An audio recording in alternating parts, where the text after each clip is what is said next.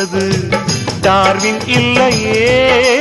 கடவுள் மனிதனை படைத்தானா, கடவுளை மனிதன் படைத்தானா?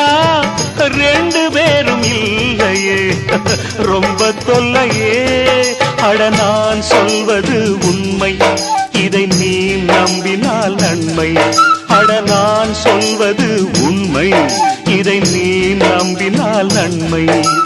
வானத்தை பார்த்தேன், பூமிய பார்த்தேன், மனுஷனை இன்னும் பார்க்கலையே. அட பல நாள் இருந்தேன் உள்ள, அந்த நிம்மதி இங்கில்ல.